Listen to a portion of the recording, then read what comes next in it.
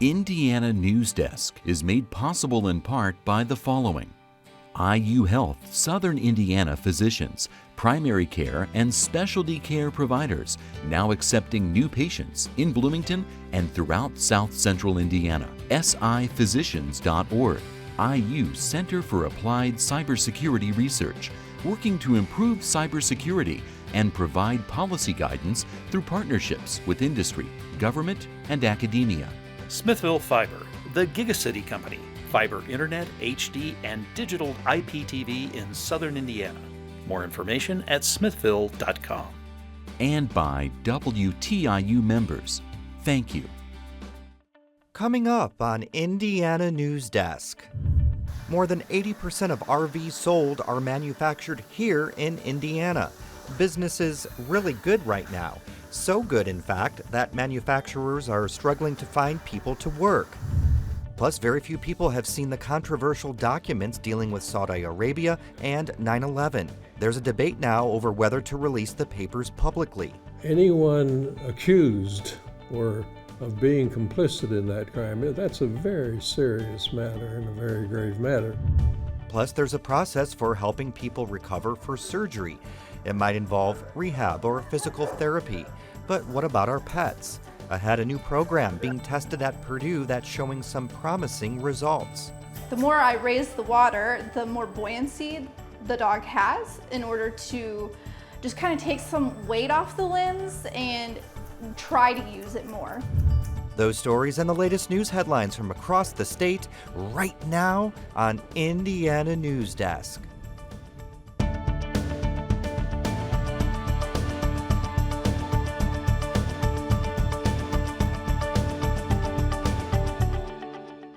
Welcome to Indiana Newsdesk. I'm Joe Wren. Now, it's been a busy week across the state. Let's get right to headlines and this week's top stories. Former Lieutenant Governor Sue Ellspermann is the pick to lead the Ivy Tech Community College system. As Eric Weddle reports, she'll face a number of challenges as she takes over the reins. There wasn't much discussion between board members before or after the vote tally. But when Ellspermann addressed the media, she expounded on many of the challenges facing Ivy Tech: too few guidance counselors, low graduation rates, and a mismatch of course offerings with the needs of Indiana employers. We are not satisfied with the full-time student completions where 1 in 4 full-time student will graduate in 6 years and 1 in 20 in the 2 years allotted for associate's degrees. We may not reach 100%, but we cannot rest until most of our students are reaching that completion on their time. Ellspermann publicly advocated herself for the job when she resigned in March, and Governor Mike Pence endorsed her. After the vote, she refuted rumors that a rift with Pence led her to seek the leadership of the country's largest community college. I think there will always be people who will want there to be a deeper or another story to it, but it really is. And I hope that the Ivy Tech folks in the room understand this is really something that I consider a tremendous honor. Ellspermann will become president on July 1st. She replaces Tom Snyder, who has led the college for 9 years. For Indiana Newsdesk, I'm Eric Weddle. Law enforcement officials are urging people to pay attention to their surroundings and report suspected sex trafficking ahead of the Indianapolis 500. They say the race not only attracts hundreds of thousands of visitors to the region during Memorial Day weekend, but like other large sporting events, can also attract sex trafficking. Authorities say the average age of someone first recruited into the sex industry is 12 to 14. 25 to 30 test jurors will be questioned to determine whether an impartial jury can be selected for the trial of a Bloomington man accused of killing an Indiana University student. 50-year-old Daniel Messel says publicity over evidence linking him to the crime and related reports make it impossible for him to receive a fair trial in Brown County. Messel is charged with murder in the April 2015 beating death of 22-year-old Hannah Wilson. The judge and lawyers agreed this week to question each test juror individually rather than in a group. The actual trial is due to begin August 1st, following 2 days of jury selection. It's the 5-year anniversary of Lauren Spears' disappearance. Police are reiterating her case is not what they call a cold case, and it has never been categorized that way. The Indiana University sophomore has not been seen since the early morning hours of June 3rd, 2011. Hundreds of volunteers joined searches for Spear. Police say they've pursued more than 3,500 tips, documented over 2,500 hours of overtime, and traveled to other parts of Indiana and outside the state to explore possible connections to the case. Contractors are working to shore up a sunken area along the Interstate 69 extension where the region's problematic terrain plagued crews who built that segment. Rainfall and drainage from geological features along the highway have created a large depression on a grassy slope along the I-69 section that opened in December. During wet periods, the geology in that area drains to this one location, and so the soil started to move and to slump as a result of the additional moisture in that area. The water washed into caves, springs, and sinkholes and led to several violations of federal regulations. The Indiana Department of Transportation blames recent rains on limiting contractors' ability to get in and work on addressing the sunken area. Allen County is the latest place to ask for state approval to start a needle exchange to curb the spread of hepatitis C and HIV. County commissioners voted 2-1 this week in favor of the program. Allen is the 8th county to ask the state for approval to start a needle exchange program. 4 counties have been approved by the state: Scott, Monroe, Madison, and Fayette. Pfizer is prohibiting the use of its drugs for executions. Pfizer was the last FDA-approved drug maker which still sold the chemicals used for lethal injection. That's the only execution method allowed by Indiana law. It would take legislative action to bring back the electric chair or some other method. The chair of Indiana's Senate Corrections and Criminal Law Committee says at some point legislators should probably authorize an alternate method, but cautions any attempt to tweak the law would likely trigger a fierce debate over whether the state should abolish the death penalty. A new report out of Ball State University found that 250,000 Hoosiers are living with serious mental illnesses, and there aren't nearly enough mental health providers to treat them. The state averages 1 full-time mental health provider for every 750 residents. The counties with the lowest ratios have 1 provider for every 5,000 residents. Hoosiers of all ages also have a higher annual average rates of depression, exceeding the U.S. average. A federal judge has dismissed the lawsuit alleging the city of Terre Haute defaulted on an agreement to take out water from waste and use the sludge to make fuel. Highland TH LLC and Overseas Lease Group were seeking $172 million from the city. In an August interview, Mayor Duke Bennett said the issue was the contract didn't go to City Council for approval, so technically it wasn't valid. Everything that we've seen out there tells us we're on solid ground. Not that we don't want to do business with any of these folks, it's just that it has to be done right. And as we moved along in the process, that was a critical step that we found. In dismissing the suit, the judge said it was the responsibility of the companies to make sure the contracts complied with state statute. The plaintiffs can appeal. An Indiana Electric Cooperative expects to have 3 more solar farms in operation later this year. The latest of 10 solar farms that Hoosier Energy is developing is planned for 10 acres near the Johnson County town of Trafalgar. Hoosier Energy is also building solar projects in Monroe and Clark counties this summer. As construction of I-69 continues throughout the south-central portion of the state, a group of Bloomington residents wants a pedestrian bridge built over the Section 5 of the interstate. As Barbara Brozier reports, it's just a proposal at this point. Several people stopped by an open house to learn more about the idea earlier this week. The Bloomington Bicycle Club started pushing for a pedestrian bridge over Indiana 37 about 15 years ago, but it never came to fruition. Construction of I-69 Section 5 includes plans for 5 multi-use paths along portions of the route, but cycling enthusiasts say a bridge is still necessary. Those facilities are great, except they're still 5 feet away from very fast-moving traffic. And studies have shown that 90% of our population in this country are scared to death of mixing walking or bicycling along with that motor vehicle traffic.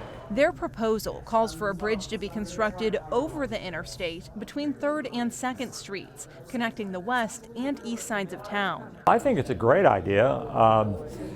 When you look at where it's placed, it's very centrally located between 2nd and 3rd Street, and it would tie into Menards, Walmart, Sam's Club, and then, of course, Whitehall area. The Bloomington Bicycle Club hopes to work with city and county leaders to move forward with the idea, but it's unclear when or if that could happen. Bloomington is bicycling in Indiana. You've got Breaking Away, you've got Little Five.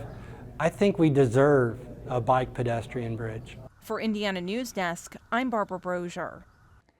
The Central Indiana Land Trust opened a new nature preserve in Shelbyville Thursday called the Meltzer Forest. The preserve consists of 60 acres of dense forest with 48 considered old growth forest. The Meltzer Forest is one of 12 of its kind in Indiana. They're living museums. You know, Meltzer Woods is like walking into a museum, only everything's alive. No trees have ever been sold here. The forest also contains some of the largest trees in the state. Some trees are over 150 years old and remain relatively undisturbed. Southern Indiana's first nursery that exclusively sells native plants and trees is now open. Ecologic started selling plants last weekend. Workers hope their business allows native plants and trees to spread throughout Indiana. If we don't have forests and prairies where these plants can thrive, at least we can try to start to get them back in our more urban communities. The nursery has more than 100 species of native plants. Ahead, there's much more coming up next on Indiana Newsdesk. Indiana's RV industry is booming, but what impact will a lack of skilled workers have on production? We'll visit Thor Motor Coach and meet those affected by increased RV sales. And we sit down with former Congressman Lee Hamilton to discuss a report investigating the 9/11 attacks. 28 pages of that report have been kept secret, but now intelligence officials are considering making the information public. And we'll travel to Purdue University, where dogs are being rehabilitated on underwater treadmills. These stories and more right here on Indiana Newsdesk. I can change the world with my own two hands, make it a better place with my own two hands. I'm gonna make it a brighter place with my own two hands. I'm gonna help the human race with my own two hands. I can hold you in my own two hands, and I can comfort you with my own two hands, with my own two hands.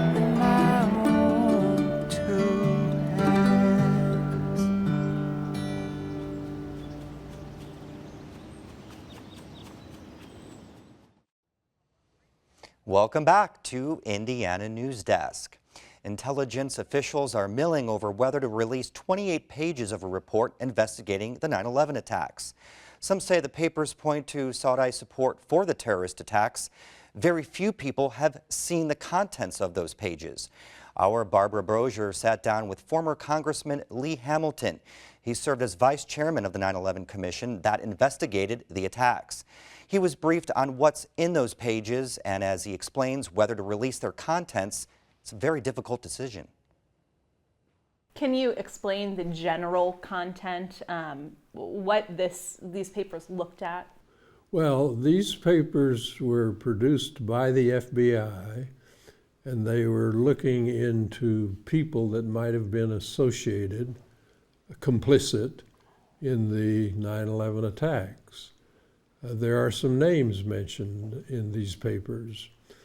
Now, this is a very grave matter. This crime, of course, was one of the worst crimes in the history of America. We had 3,000 people murdered on that day.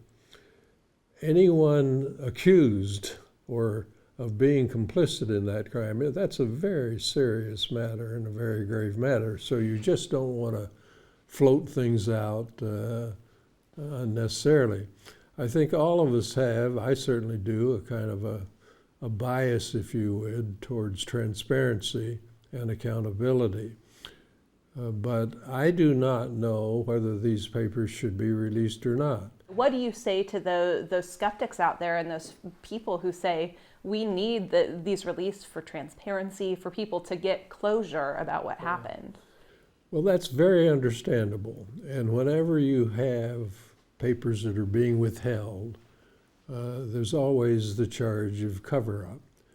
What I'm trying to say here, that this is really a difficult matter. You want to be very sure you don't accuse somebody in the public press that is innocent of these grave crimes that were committed. You obviously do not want to release any information that may or may not be in the 28 pages with regard to the modalities of the American intelligence community that would release valuable information to our adversaries. So I think we should leave it in the hands of the Director of Intelligence for the time being. And if they are released, and that may very well be the result, then we have to be very sure that the American people understand the nature and the context of the documents. Can you explain, after you were briefed on the 9/11 Commission about these specific 28 pages, what the Commission did? Those papers were given to us. We the staff went through them very, very carefully and pursued a lot of leads. For example, there's one Saudi citizen, a government official whose name is in the report, it's been made public, who thought he might have had some connection to the two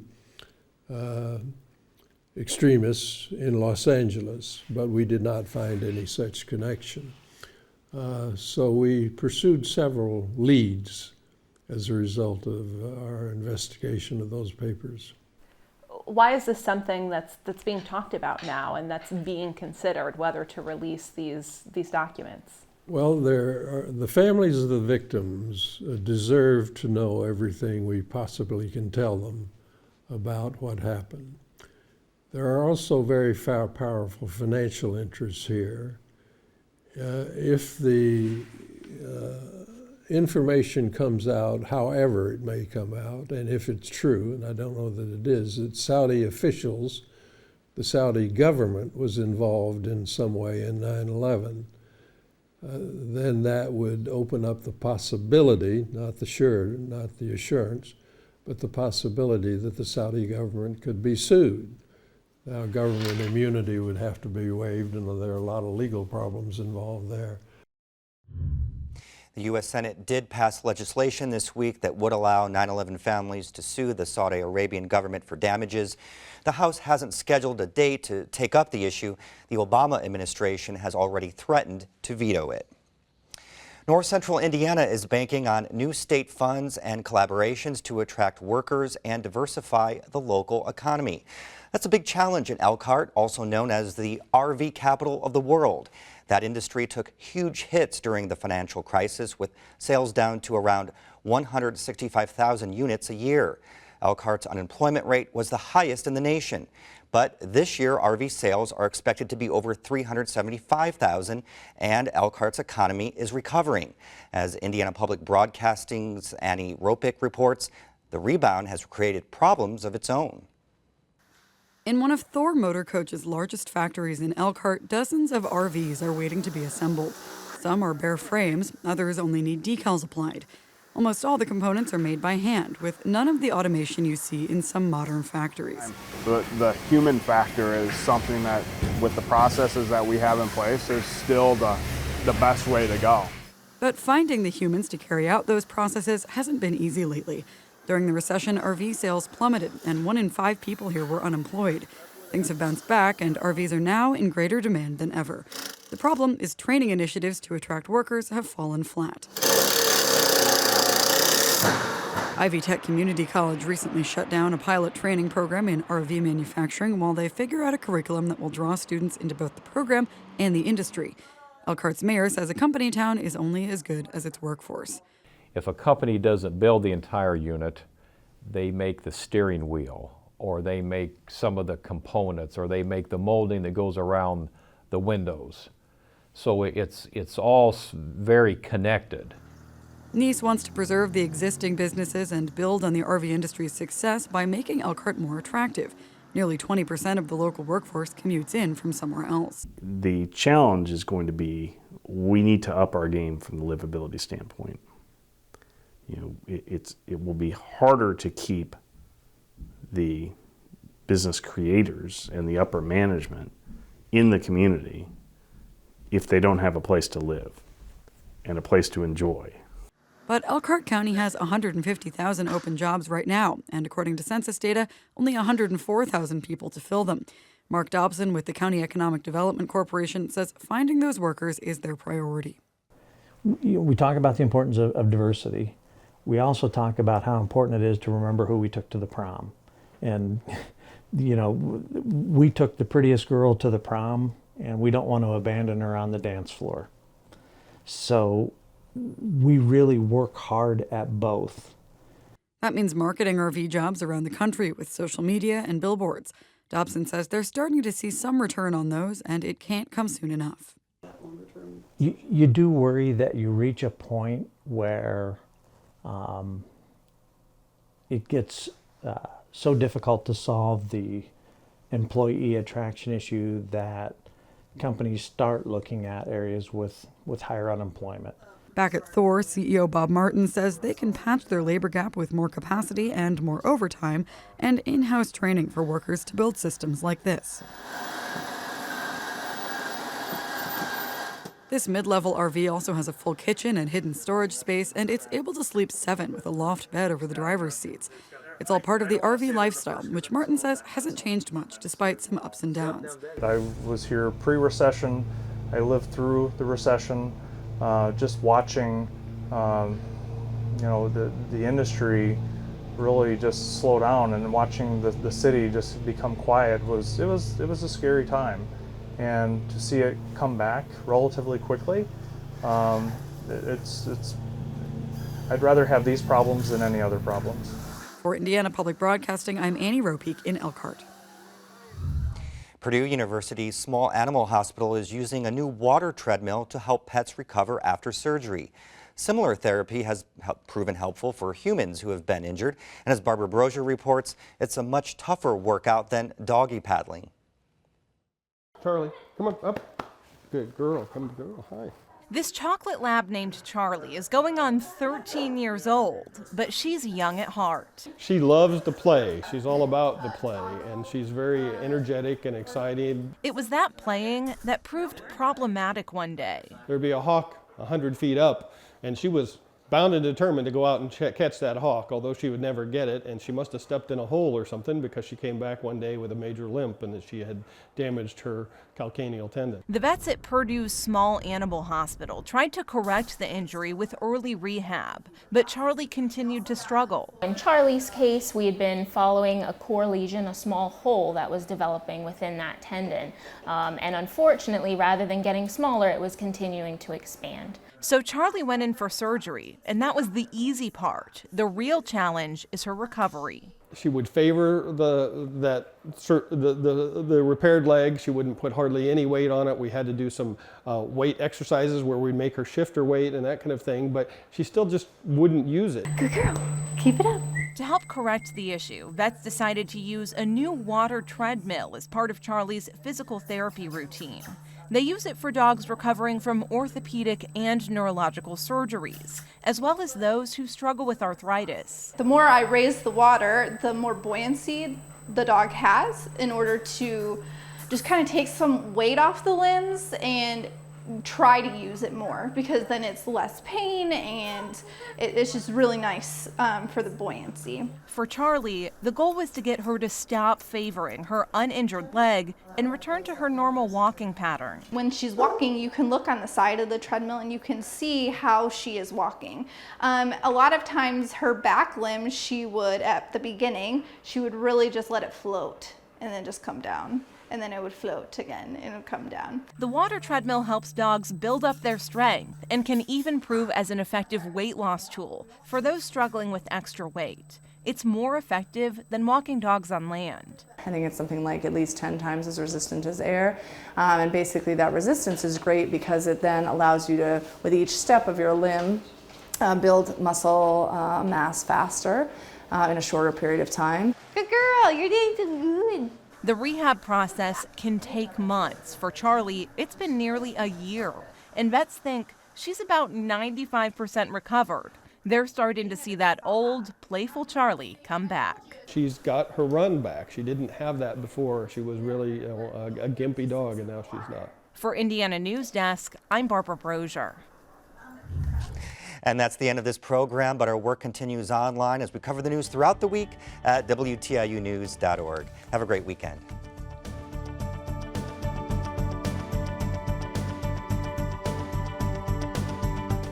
Indiana Newsdesk is made possible in part by the following: IU Health Southern Indiana physicians, primary care and specialty care providers, now accepting new patients in Bloomington and throughout South Central Indiana. siphysicians.org, IU Center for Applied Cybersecurity Research, working to improve cybersecurity and provide policy guidance through partnerships with industry, government, and academia. Smithville Fiber, the Gigacity Company, fiber internet, HD, and digital IPTV in Southern Indiana. More information at smithville.com. And by WTIU members. Thank you.